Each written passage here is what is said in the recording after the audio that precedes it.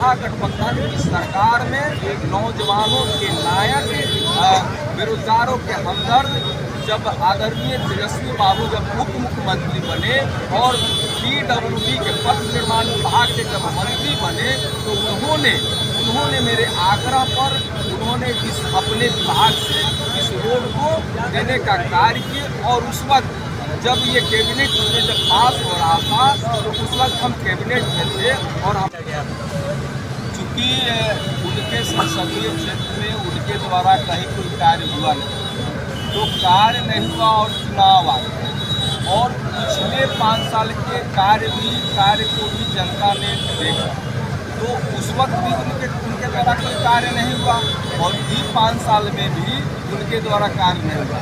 तो लगभग वो 10 साल से यहाँ के सांसद हैं और उनके द्वारा कोई कार्य नहीं हुआ।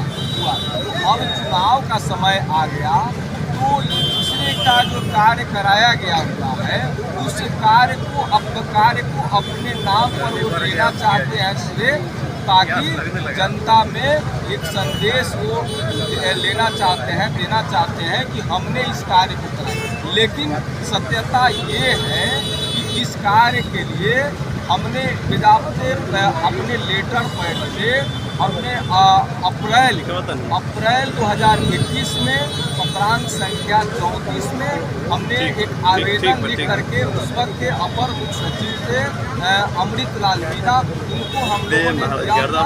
और उसके बाद जब हम लोगों की महागठबंधन की जब सरकार बनी और महागठबंधन की सरकार में नौजवानों के नायक, बेरोजगारों के हमदर्द, जब आदरणीय तेजस्वी बाबू जब उप मुख्यमंत्री बने और PWD के पथ निर्माण विभाग के जब मंत्री बने तो उन्होंने मेरे आग्रह पर उन्होंने इस अपने विभाग से इस रोड को देने का कार्य किया। और उस वक्त जब ये कैबिनेट में जब पास हो रहा था तो उस वक्त हम कैबिनेट में थे और हमारे जिला के हमारे जितेंद्र भाई भी कैबिनेट के बैठक में हम लोग उस वक्त थे।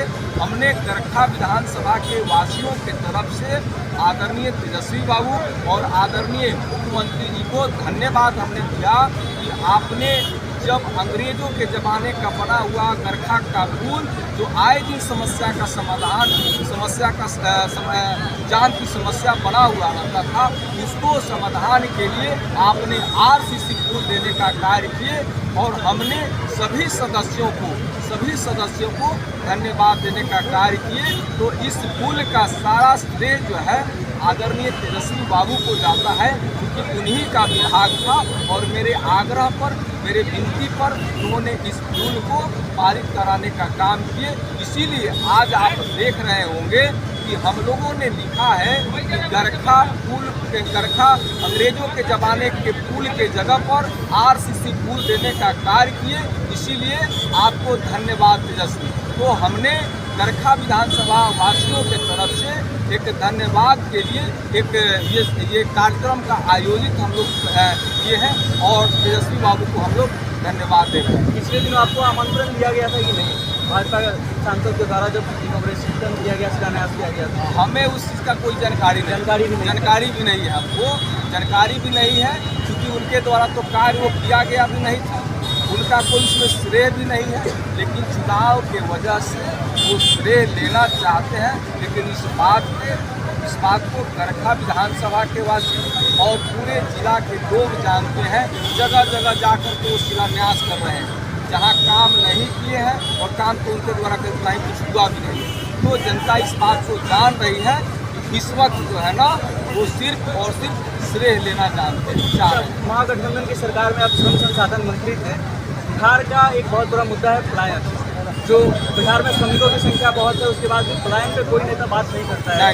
नहीं, हम अकेला वैसे व्यक्ति थे कि हमने पलायन पर हमने बात किया। हमने स्पष्ट भारत सरकार से मांग किया कि बिहार एक गरीब राज्य है और कई अंतर्राष्ट्रीय बॉर्डर बिहार का लग रहा है और बिहार के लोग जो है पलायन कर रहे हैं। तो बिहार को विशेष राज्य का दर्जा का हमने मांग किया था कि मोदी जी आप बिहार को विशेष राज्य का दर्जा दे देंगे तो बिहार में उद्योग धंधा लगेगा, बिहार में बड़े बड़े कंपनियां निवेश करेंगे। तो बिहार में जब निवेश होगा तो बिहार की तरक्की होगा और बिहार में बड़े बड़े उद्योग धंधे लगेंगे। तो बिहार के लोग जो है पलायन नहीं करेंगे, उल्टा बिहार में दूसरे राज्य के लोग जो है काम मांगने आएंगे। लेकिन जो है मोदी जी को बिहार से कहीं भी कोई कहीं नौजवानों का चिंता नहीं है। और जो भी बीजेपी के लोग जो है बिहार के लोगों से उनका कोई चिंता नहीं रहता है।